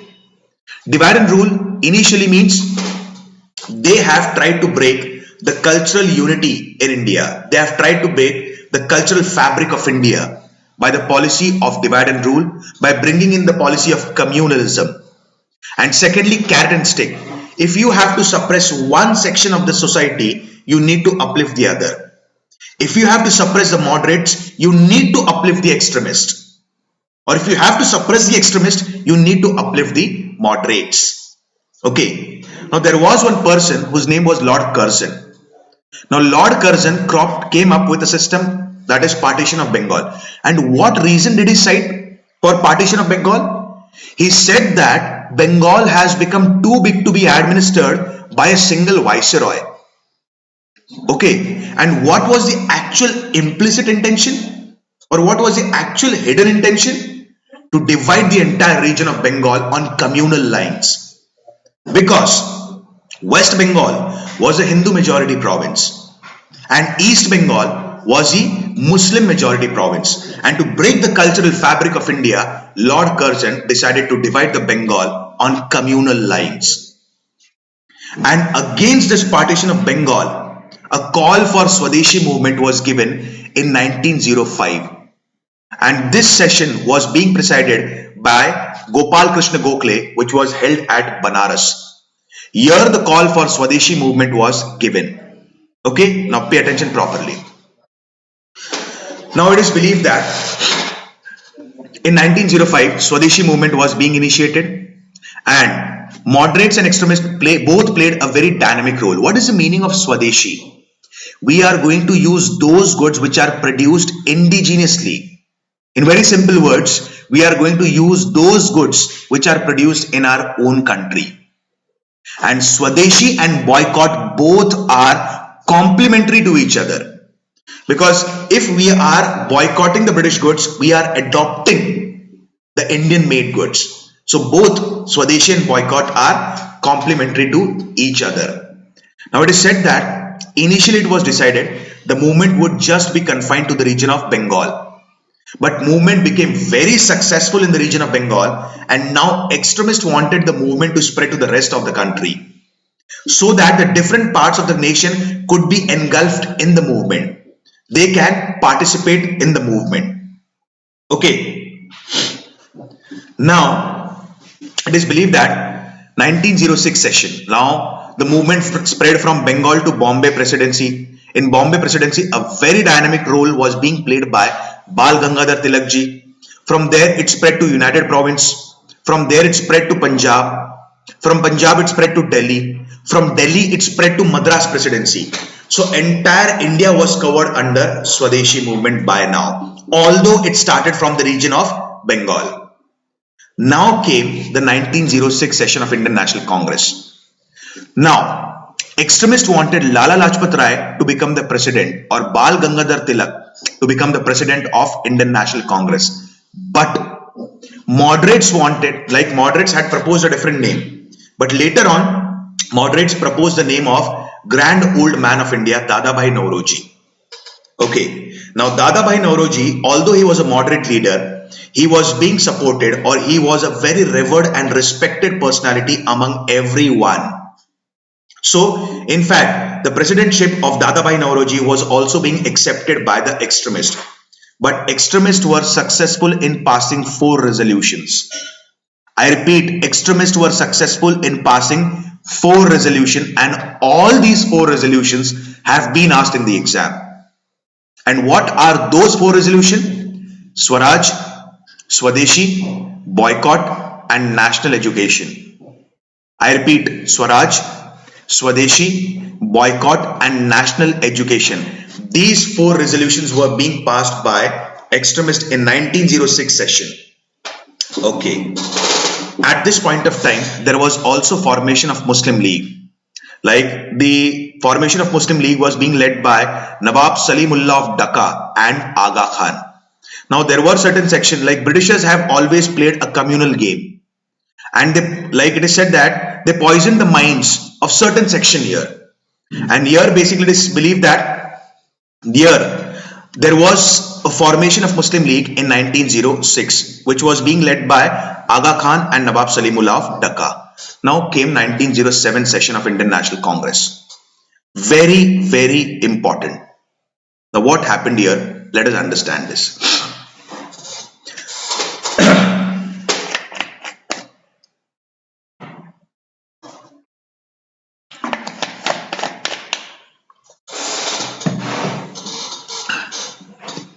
Now, extremists and moderates. I have talked about 4 Calcutta resolutions by now. Yes, Swaraj, Swadeshi, boycott, and national education. Okay. Now, there was a rumor that moderates are going to scuttle the demands. They are going to cancel this demand.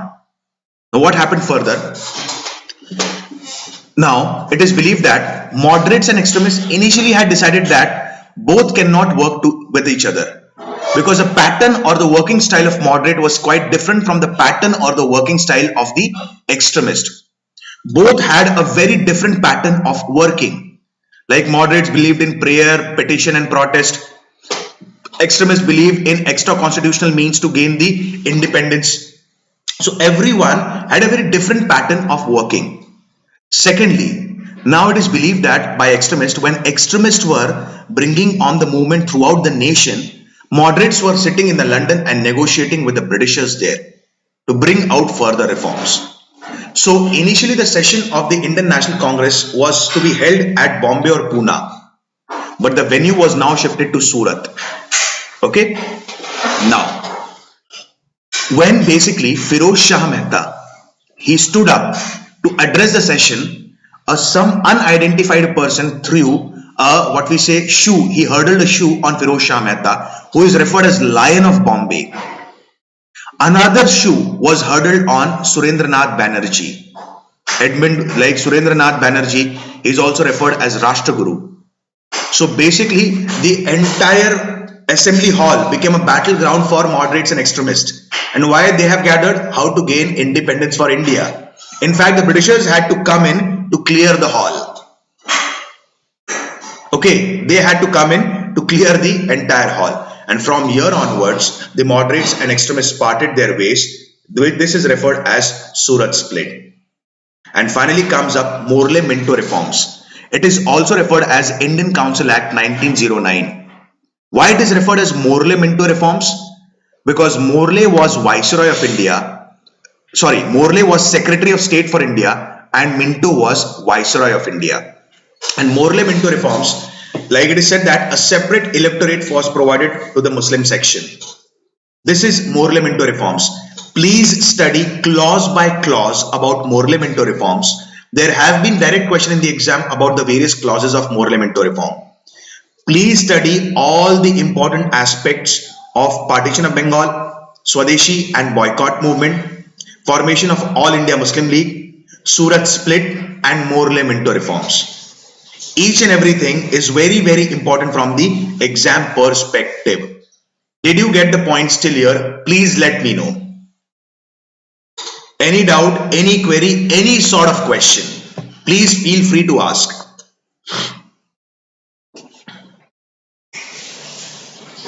Yes, guys? Okay. Now let us discuss the events from 1909 to 1990. Okay. We are coming very close to the independence now. In 1911, there was annulment, there was cancellation of partition of Bengal. And the capital was moved from Calcutta to Delhi. The entire administrative setup now moved from Calcutta to Delhi. Okay. Now, there was formation of Home Rule League and the entire what we say the genesis of the movement started by the efforts of Annie Besant and Bal Gangadhar Tilakji. Now, immediately after Swadeshi movement, Britishers followed a very brutal policy of suppression and a very brutal attitude against the extremist section. Okay, they adopted a very brutal attitude against the extremist section. Like for example, Bal Gangadhar Tilakji, he was sent to 6 years jail at Mandalay in Burma. Then Aurobindo Ghosh, he temporarily retired from the politics. Bipin Chandra Pal, he retired from the politics. Okay. Then there were many leaders who were being arrested here. So here Britishers had adopted a very different attitude towards the extremist section of the Indian National Congress. Now what happened here? For 6 years there was a complete vacuum. The enthusiasm, the patriotism that had been created by the national movement previously has flindered now. And for 6 years there have been a political vacuum. And this made the work of Britishers quite easier. And now, basically it is believed that Annie Besant thought to give a fillip to this vacuum, to regenerate the lost enthusiasm, because people had accepted the British rule and the slavery or the what we say exploitative character of the British rule as a part of their life. But at this point, Annie Besant emerged as one of the leaders, pioneering leaders. She initiated the Home Rule League movement. Like around 1914, Bal Gangadhar Tilakji was also released from the jail. And now, 2 leagues were started. One league of Annie Besant and the other league of Bal Gangadhar Tilakji. The league of Bal Gangadhar Tilakji was started in April 1916. And the league of Annie Besant was started in September 1916. The league of Bal Gangadhar Tilak had 6 branches except Bombay. And the league of what we say Annie Besant had more than 200 branches. Now, although both the leagues they were having a different what we say perspective, but still they coordinated with each other and they regenerated the lost enthusiasm among the people. In fact, the Home Rule League played a very dynamic and a major role in merger of the extremist and the moderates. And this is called as Lucknow merger, which occurred in 1916. And the session where moderates and extremists, they believe that if we keep on fighting, we are making the work of Britishers quite easier. Like Britishers are always opportunistic in nature. And Britishers are taking the undue advantages of our differences. So why should we keep on boggling up on those issues which are not good for the health of the nation? So now here in 1916, both moderates and the extremists forgot their old differences, and now there was a merger which is referred as Lucknow merger in 1916. And this session was being presided by Ambika Charan Muzumdar. One more thing occurred in the Lucknow merger, that is Lucknow Pact.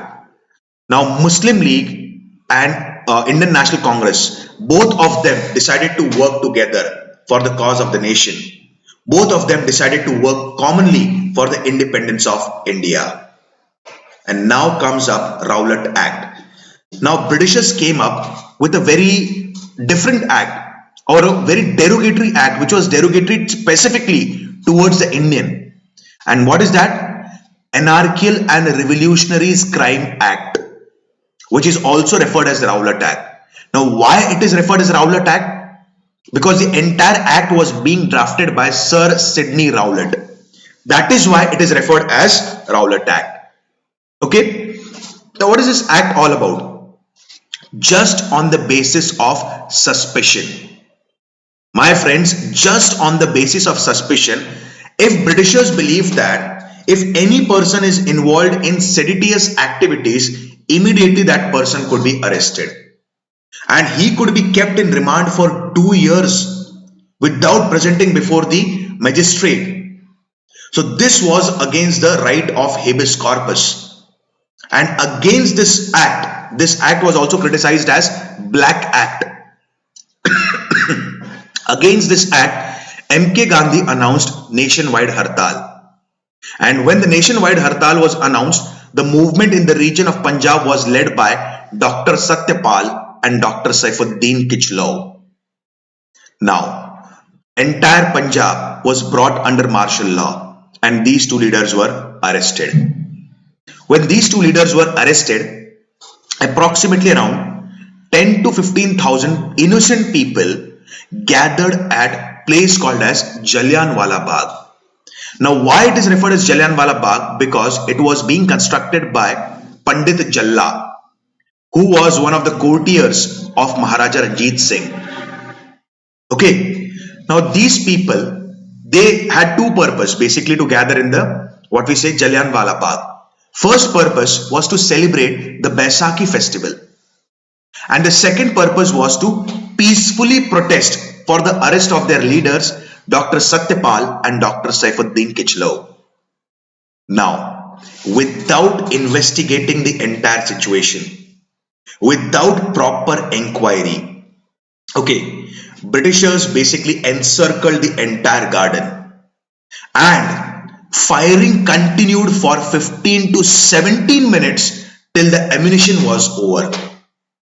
Approximately around 15 to 20,000 people were caught under the hails of bullets. Now, this is called as Jallianwala Bagh Massacre.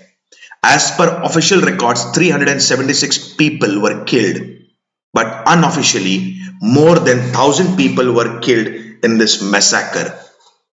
And the entire, the person who was responsible for this was General Dyer.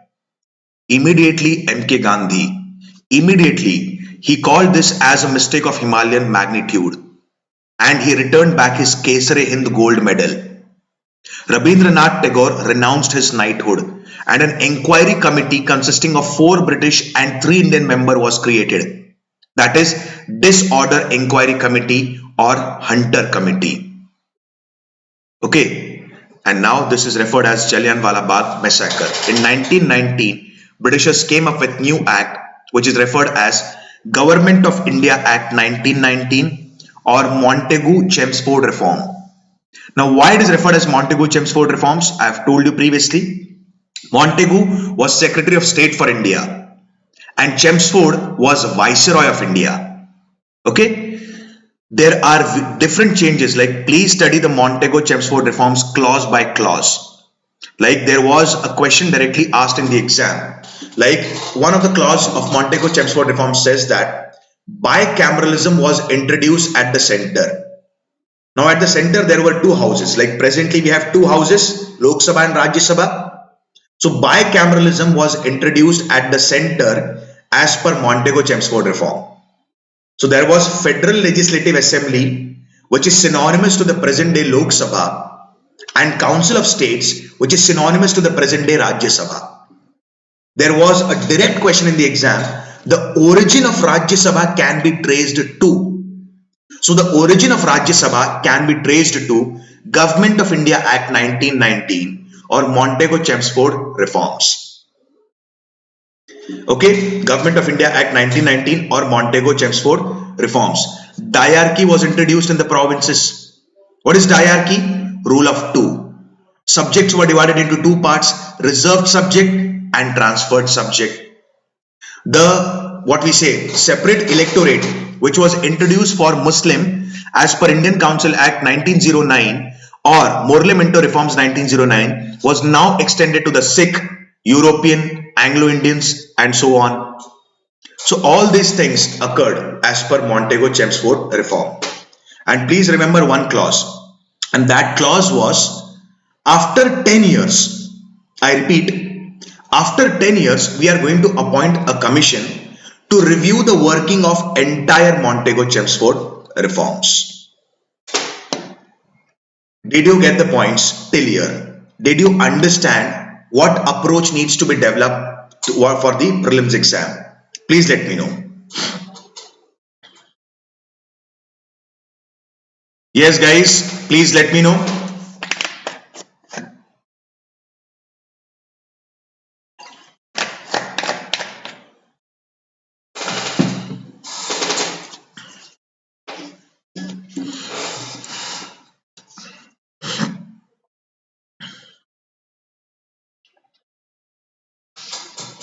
Okay, now let us discuss the events from 1919 to 1929.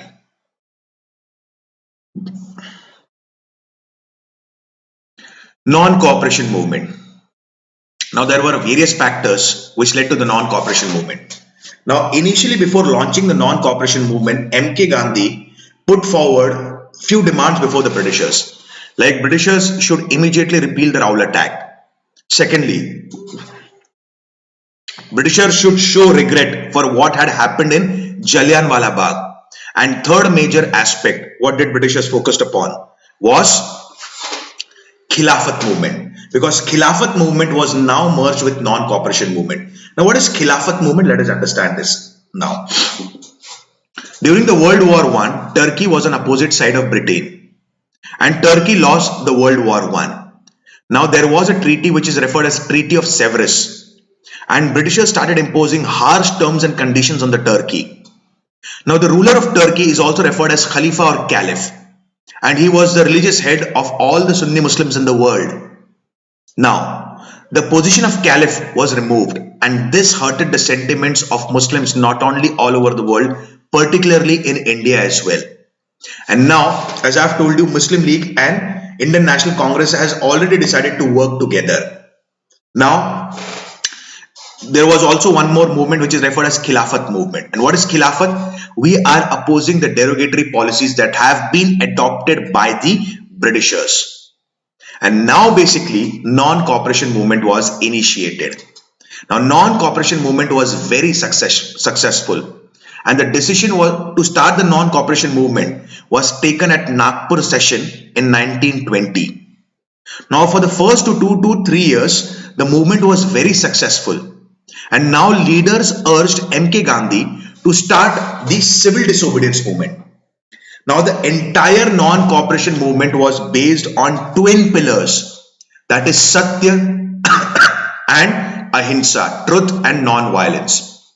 Now there was one movement, okay, which is referred, or there was one incident which led to complete withdrawal of non-cooperation movement, and that is Chauri Chaura. Chauri Chaura is a small village in the Gorakhpur district of UP. Now people were peacefully protesting in front of liquor shop and foreign clothes shop. Now the policemen, they started beating the people, and people lost their temper at this time.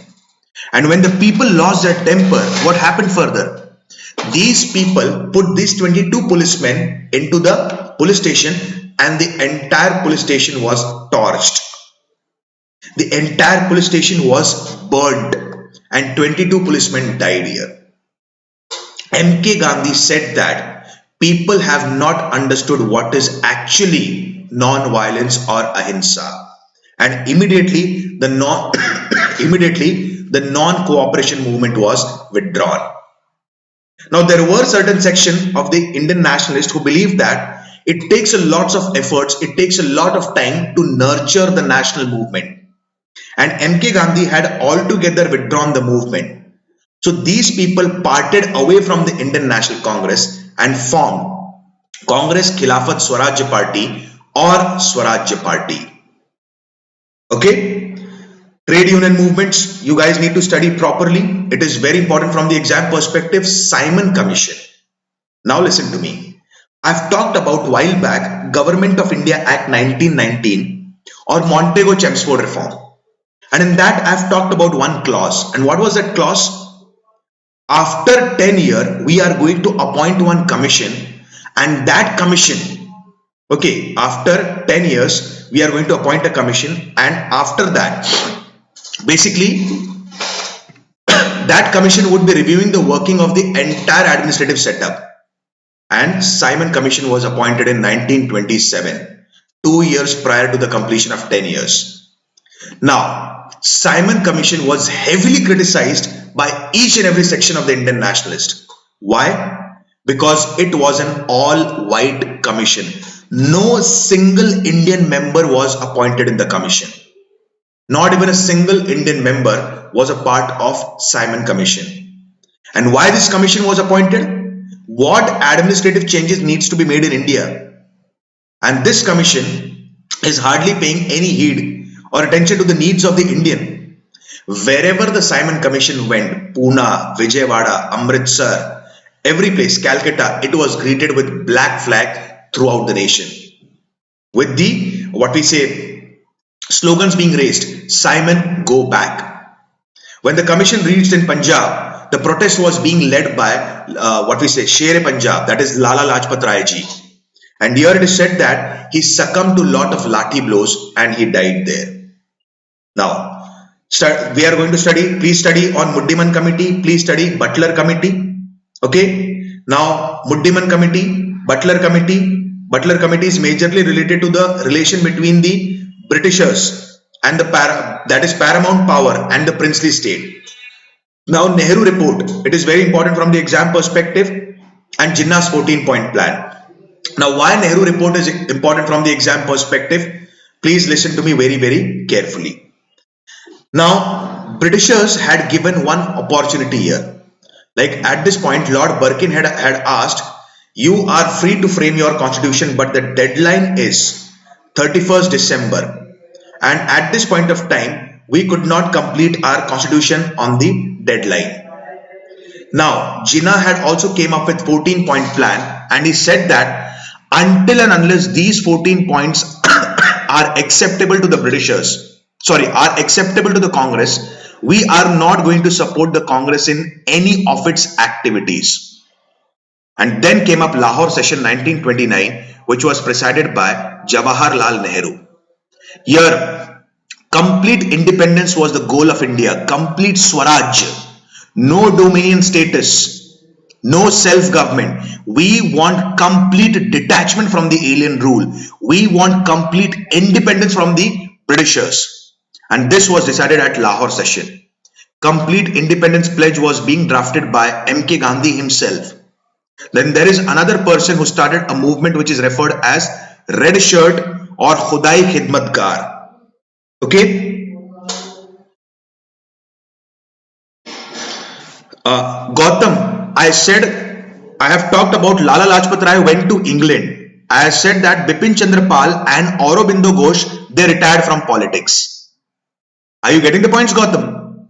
So, Lahore Session 1929, a goal of complete independence was created, and Khudai Khidmatgar, this movement is also referred as Red Shirt, and it was initiated by Frontier Gandhi, that is Khan Abdul Ghaffar Khan. Are the points clear till here? Please let me know, guys. I will inform you guys again. I will inform you one more thing. In the evening at 5:30, there would be a test on modern India as a part of special class. I would be sharing the link of that on the Telegram channel, that is Unacademy _ Alok Ojha. I repeat, Unacademy _ Alok Ojha. I would be sharing the link of the test that would be conducted today evening at 5:30. Okay guys, so please prepare well for the test. Okay. Revolutionary, Krantikari.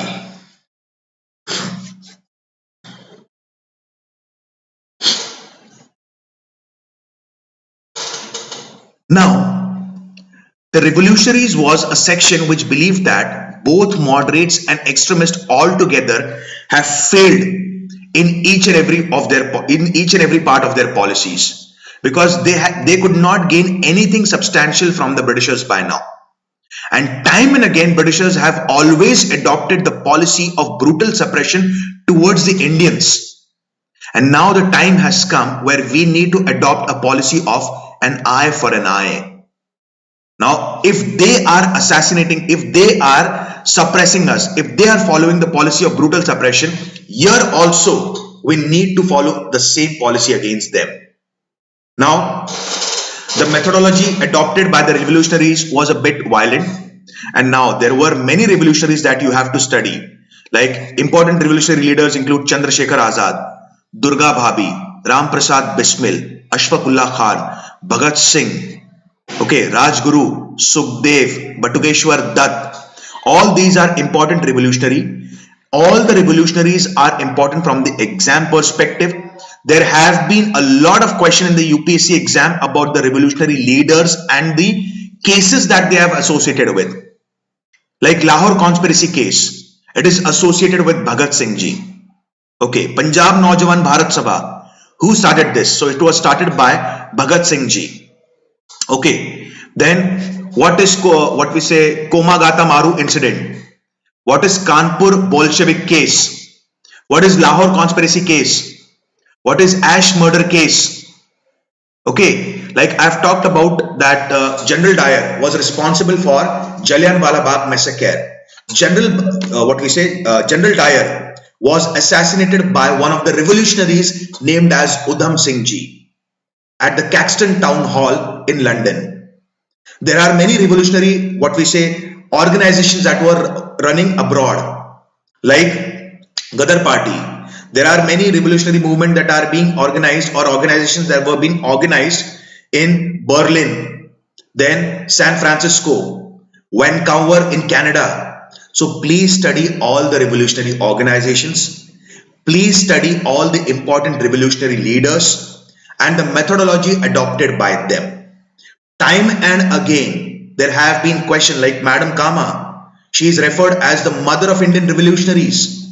She was expert in giving bomb-making training to the Indian revolutionaries, who have also played a very dynamic and exemplary role in sensitizing the masses. So, basically, please study all the important revolutionary, which is important from the exam perspective. Yes, perfect, Gautam. Kissa Kahani Bazaar massacre. Yes, there are many more incidences that you guys need to study properly. Okay. Did you get the points, guys? Please let me know.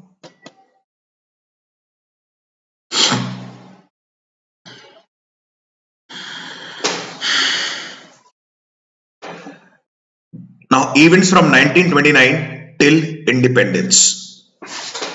Now, before launching civil disobedience movement, MK Gandhi put forward 11 demands, which is also referred as 11-point ultimatum, in front of the Britishers, and Britishers hardly paid attention to any of the demand of the what we say Indian National Congress.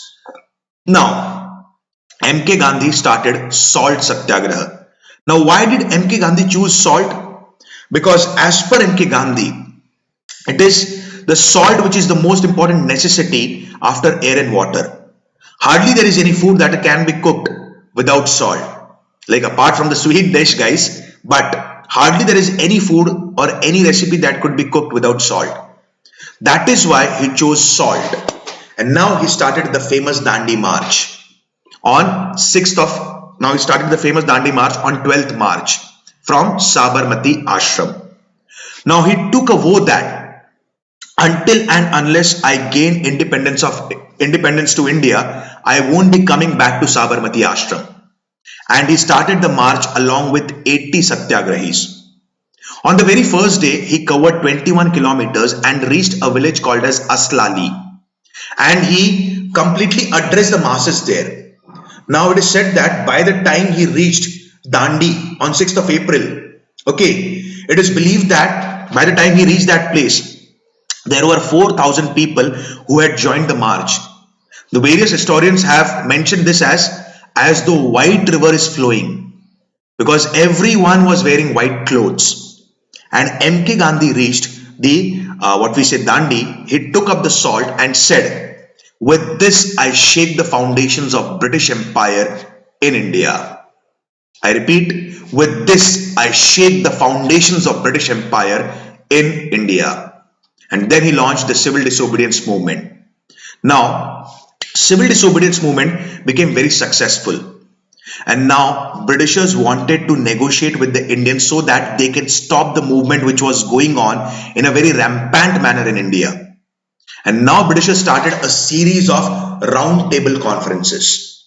Very important section, round table conference. Time and again in the exam, which among the following are the participants of round table conference? Please go through all the participants of the round table conferences. Question can crop up from this section. Okay, so listen, like civil disobedience movement was being initiated now, and round table conference was being initiated by the Britishers. First round table conference was not attended by Indian National Congress. Now there were certain demands of Gandhi which was accepted by Lord Irwin. And there was one demand of Lord Irwin which said that basically you should participate in the second round table conference and temporarily suspend the civil disobedience movement. Now MK Gandhi decided to participate in the second round table conference and represent the Congress there. But second round table conference, there was hardly any output. Third round table conference, there was hardly any output. So basically said that MK Gandhi was immediately arrested and he was put back into Yerawada jail. Now Britishers came up with communal award giving depressed classes the what we say representation. And against this MK Gandhi started fast unto death in Yerawada jail. And now a pact was being signed between MK Gandhi and B.R. Ambedkar, that is referred as Pune Pact in Yerawada jail. Now, on behalf of MK Gandhi, Madan Mohan Malviya signed the Pune Pact. And from the jail itself, MK Gandhi started a Harijan campaign. He started All India Untouchability League because he believed that there should be complete eradication of untouchability now. Getting the points? Now, and then Britishers came up with Government of India Act 1935, which is also referred as Mini Constitution of India. There are many aspects which are reflected in the Indian Constitution has been adopted from Government of India Act 1935. Okay, guys? No, Gautam. After Dandi March, civil disobedience movement was launched. Civil disobedience movement became very successful and it covered the nook and corner of the nation. Now Britishers wanted to stop this movement, and for this they had initiated the round table conferences. Did you get the points, Gautam? Please let me know. Please read Government of India Act 1935 properly There can be and there have been questions in the prelims exam continuously about Government of India Act 1935. Please read 4 major important acts.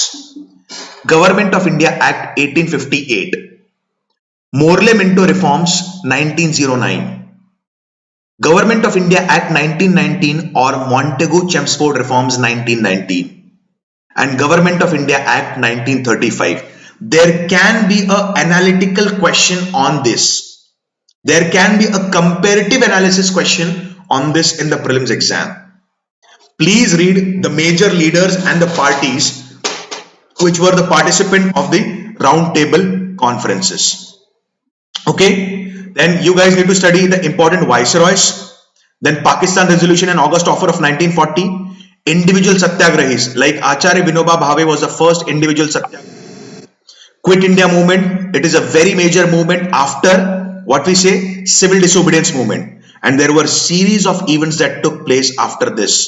That is Rajgopalachari formula, Desai Liaquat Pact, Wavell Plan, Indian National Army Cabinet Mission Plan, and finally Mountbatten Plan. And Mountbatten Plan, after this, there was division of India into 2 parts, that is Dominion of India and Dominion of Pakistan. And finally, on 15th August 1947, India got independence. So these are the points, guys, you need to focus upon for the prelims exam, because prelims day by day is becoming quite dynamic. So your preparation strategy also needs to be dynamic. Are you getting the points, my friends? Your preparation strategy also needs to be dynamic at this point of time. Did you understood the approach that needs to be adopted for modern India? Please let me know. Yes, guys, did you get the approach that needs to be followed for the modern India?